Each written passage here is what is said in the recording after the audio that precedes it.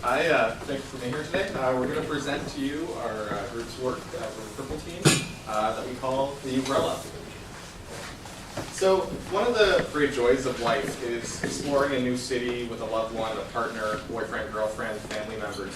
But what if you're traveling to this new exciting location and that person cannot be there with you? This can happen due to illness for many different reasons. So what we have here today is a solution so that you can take your loved ones with you and they can be there while you're traveling these new, exciting, and interesting places.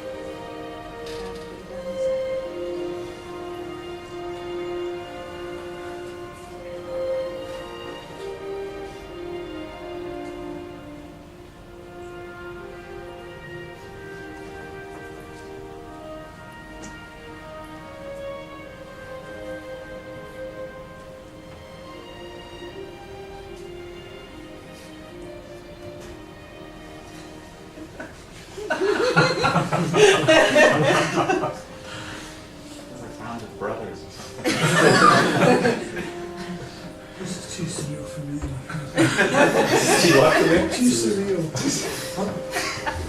This is so fun.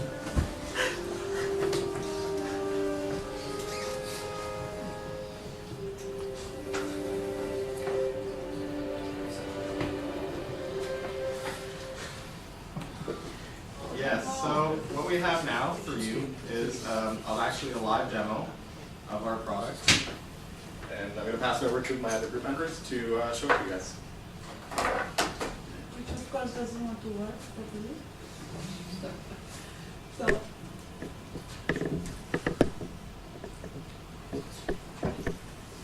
Oh, so we're looking at a small screen.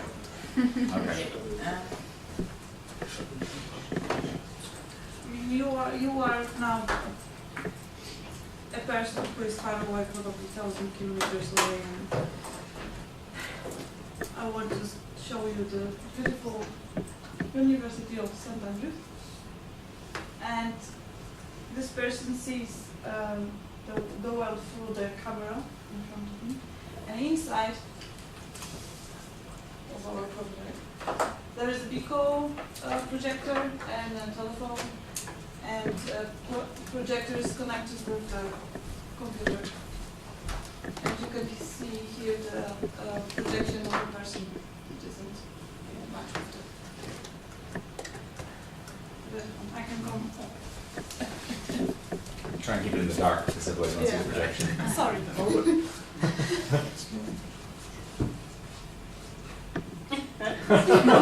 Go on, punch it up. Oh, you didn't cause the whole thing to go completely mad. So the idea is that I can see the person, and this person can see the world around me. And if we could have a camera or a picture that gives this person on the computer the 360 degrees view, then this person could also tell me, oh, could you turn around and show me something, this thing behind you, for example. Surely if there was a 360-degree view, you wouldn't need to turn around. There is that. So one of the key selling points of our product is that when you're not able to travel with your partner, they're able to be there. Like I said, whether it's illness, constraint, or prior obligations, they can now come to you around the world and see the things that really matter to you. This is going to allow you to talk in real time and experience life in real time. One of my favorite quotes personally is, happiness is only real when it's shared. And I think this device embodies that. It goes with the music. Is that from one of those Love Is cartoons? It's actually from Into the Wild, but that's a sad story. Our idea is that potentially with this, we can actually use the camera to augment the view that's being seen inside. So rather than have a two-way video communication, we could take street signs and change them on the fly to different languages, which could be very useful in different places where we're not really used to the language, the culture, and obviously things like walking in certain cities can be quite dangerous, and this could help with that scenario. Alternatively, we can use this mixed reality again and augment what we're seeing with the past. So just last week I was personally in Rome, and one of the amazing things that I saw were folks were able to flip over a piece of clear plastic and see how buildings used to look. So here we have an example from Germany where you can see how a building looked several years ago. But we could do this in real time, and seeing both displays at once could be quite interesting and quite a tourist attraction. Also, we can have tour guides that are actually not there but can communicate with you. So we can have a team of people working in an air-conditioned office but dealing with people in a more personal manner than a basic audio tour guide. So they can provide assistance, information about the culture, the historical, or the contemporary heritage of the site. And they can tailor to individual people. It could be for educational institutions, religious and historical sites, museums, and any sort of significant area of interest. And also, of course, we can use geographical positioning systems. Last year, GPS sales for phones went up 97%. To $295 million.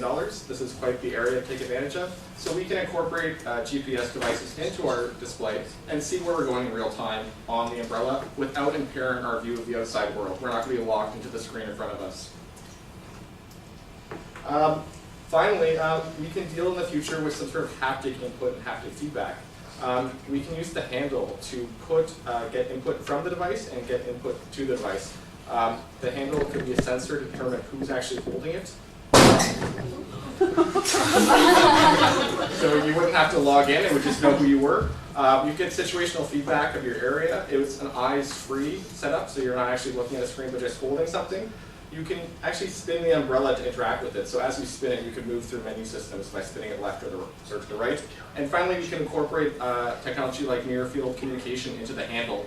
And because of the umbrella, it's a natural antenna. So has anyone ever been out there and lost GPS signal? It's quite frustrating. Here's the solution. So previous work that we're building upon is the Pilus umbrella. This was from the Keio University in Japan. And they had an umbrella where you could watch videos and interact on the web. And it was presented at UbiCom in 2006. But their implementation only works indoors, and it wasn't the interactive scenario that we're proposing. We're going beyond what they've done. Alternatively, there's the Fun umbrella, and they were hoping to simulate rain-like scenarios indoors. So you can create scenarios such as basic rain, but also falling snakes and bricks and BBs falling on the umbrella. So we're going beyond the barriers of the current devices. We're not going to be worried about rain like we saw on Monday playing the game because we have the umbrella. Where there's less fatigue of holding your hand because people are used to holding an umbrella down here. It's more comfortable here than to hold a device in front of you. And we're also not dealing with the small screen problem and as such the fat finger problem from actually touching the screen. So we're removing some of that and making it more ubiquitous. This is a very large marketplace. We're talking about 33 million umbrellas sold last year in the US, $348 million just in the US alone. So if we're able to tap into half of 1% of the worldwide market. We're talking about millions of dollars of potential investment into this product. What would be the cost? Okay, we're gonna get there, right? One second.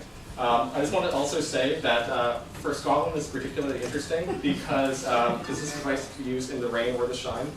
Say like Fort Williams receives over 4,000 millimeters of rain each year, compared to some areas of England that are 500 millimeters, to give you a sense of 4,000. Yeah. Scotland, some places receive rain 250 days out of the year. So things like tourism, golf, and life don't stop when it rains in Scotland, and we believe that your technology shouldn't either. You do know it was 80 miles an hour winds here a few weeks ago. Yes. Have you got a solution for that as well? Or? Not yet. So what we're projecting for the cost of this device that was just brought up, we're needing a few basic things. The camera, as sort of a 3G GPS enabled device, and what we're expecting is that this could be produced at a factory for us for around 75 pounds once we build other things ourselves. And what we're seeing here is the potential to monetize this in a number of different ways. Our business model could include a direct-to-consumer development, and we also would want to touch on the community development groups out there and develop an SDK so this could be extended by our users. Alternatively, we could use a subscription-based service, and it could be a pay-per-day use, pay-per-week, pay-per-month. But the big thing could be direct-to-industry organizations, museums and tour groups that want to buy these so that they can use them as a selling point for their guided groups that are going out into cities around the world. So for the designers in the group, what this can mean is almost anything. The door is wide open. You can put your logo on this. You have a great surface to display to the world what you want them to see. And there's lots of ideas for umbrellas, something like 3,000 patents submitted every year in the US for umbrellas. So people really like new and interesting sort of twists on things they're already used to. And we think this is a nice one as well. So what does this mean for Scotland? Rain or shine, Scotland is open. This is a product made for Scotland by Scottish people.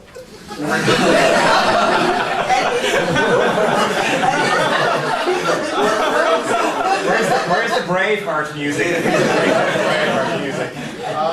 So we want you to explore Scotland, and our final message is that Scotland awaits.